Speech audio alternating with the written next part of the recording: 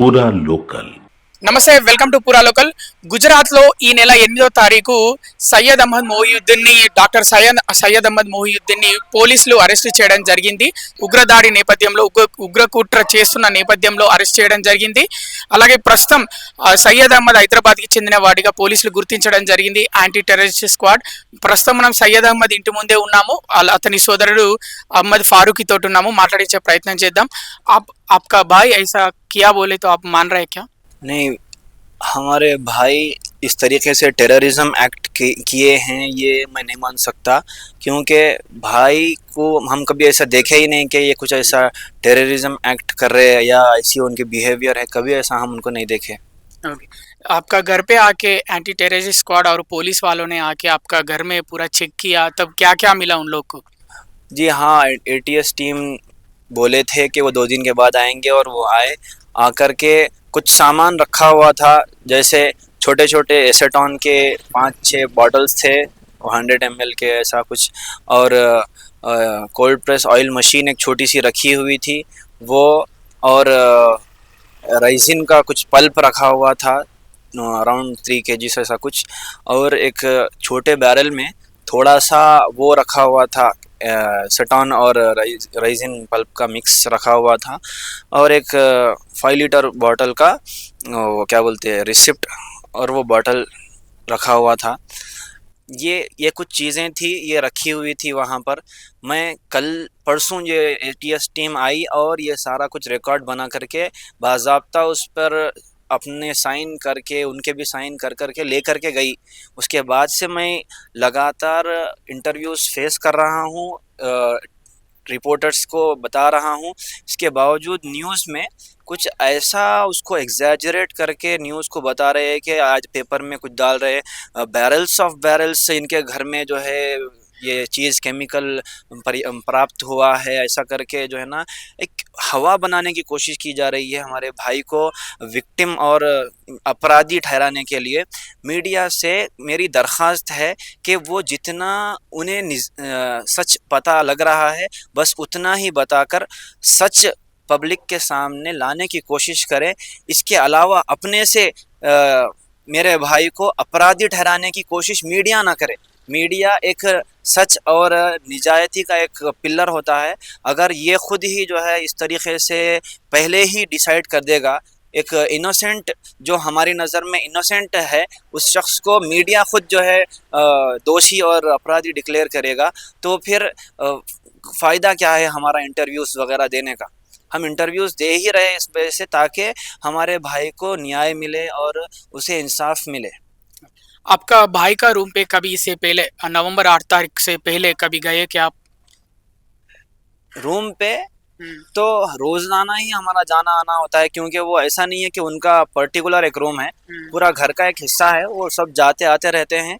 ऐसा हमको देखने पर कभी कुछ वो नहीं महसूस हुआ कि ये कुछ गलत कर रहे हैं या ऐसा छुपा के कुछ कर रहे हैं, ऐसा कुछ नहीं लगा। और वही बैग में कुछ पिस्तौल बुलेट्स ऐसा वगैरह मिला क्या? कहाँ पर? इधर आपका घर में? नहीं, हरगिज नहीं, कुछ नहीं था। वो जितना भाई ने कहा था एटीएस कंट्रोल टीम को, उसके अलावा कुछ नहीं मिला ज़्यादा। वो आए हैं बस वो जो चीज़ का कंफर्मेशन भाई ने किया था वो सारा कुछ ले करके यहाँ से, उसके अलावा कोई चीज़ नहीं, सिवाय ये 5 चीज़ों के अलावा वो छोटा सा ड्रम जिसमें थोड़ा सा लिक्विड था, वो एसेटॉन बॉटल्स, और वो कोल्ड प्रेस ऑयल मशीन, और एक छोटा सा वो 5 लीटर्स का वो बॉटल, और एक रिसिप्ट उसकी। ये 5 चीज़ों के अलावा कोई चीज़ जो है कमरे से वो उनको ना तो उन्होंने पाई है और ना ही जो है वो उसको लेकर गए। बस ये 5 चीज़ें मिली हैं जिसको जो है वो लेकर के गए थे। आपका भाई गुजरात को कितने बार गए इधर से हैदराबाद से? नहीं, मुझे इस मर्तबा का पता है, इसके अलावा का जो है मुझे प्रॉपर वो इसका नॉलेज नहीं है।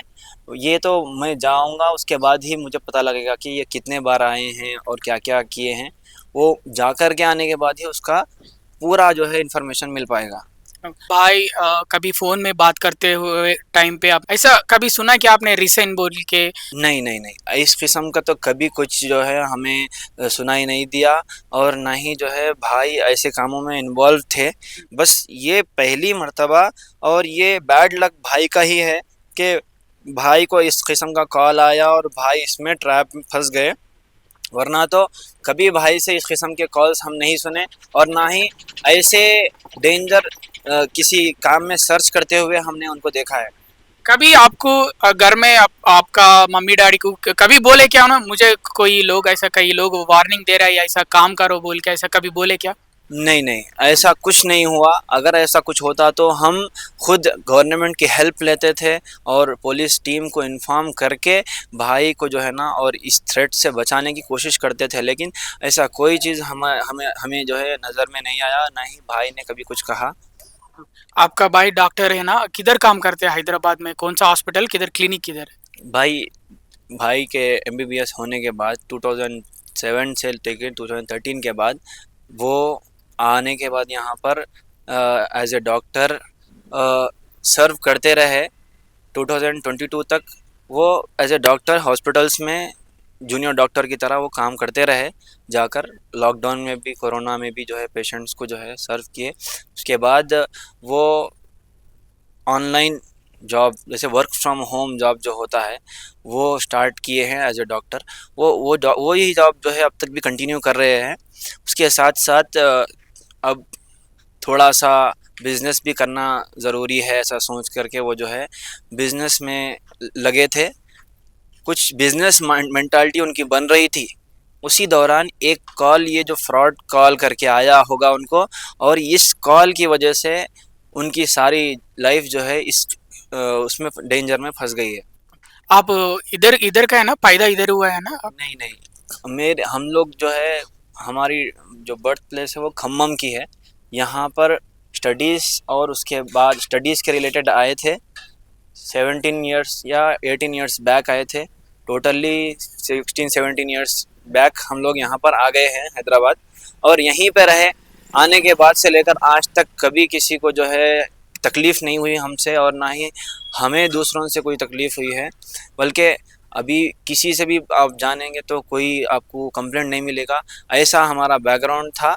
लेकिन इसी ये एक गुजरात के ऊपर, गुजरात कॉल पे भरोसा करके भाई वहाँ पर जाना और वहाँ पे जो है उनको ट्रैप में डालना और भाई का रिमांड में जाना, एक इंसिडेंट, अचानक इंसिडेंट हुआ है ये।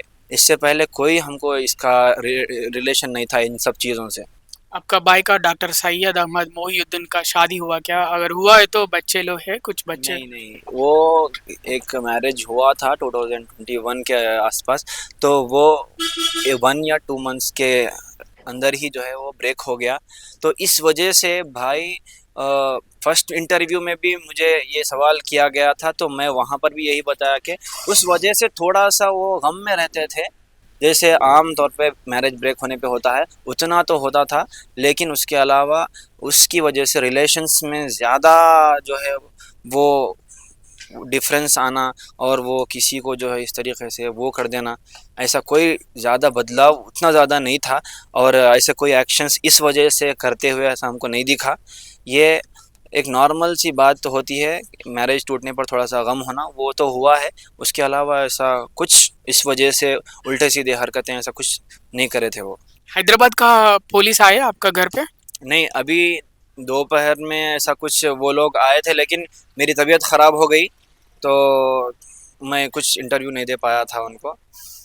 और उधर से कॉल आया, गुजरात से एटीएस से आया क्या, एंटी टेररिस्ट स्क्वाड से आपको फिर कॉल आया था क्या? नहीं, कुछ नहीं आया, जो भी बस यहाँ से जाने के बाद और कुछ भी कॉल नहीं आया।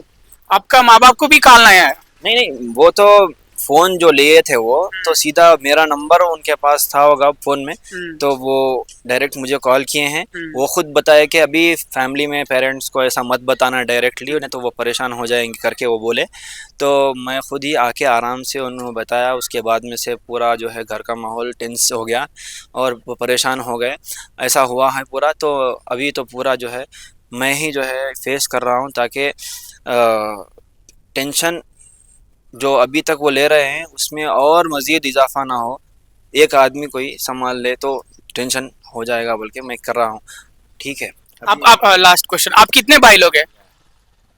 हम लोग 4 भाई 2 बहन हैं।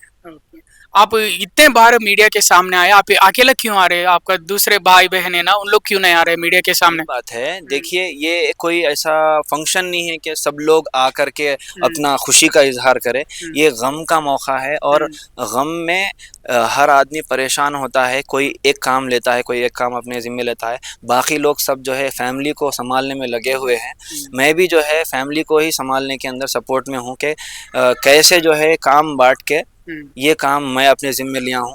वो बाकी लोग जो है फैमिली को सँभालने में लगे हुए हैं। वो भी तो रो रहे हैं, कर रहे हैं, परेशान हैं, इसमें लगे हुए हैं वो।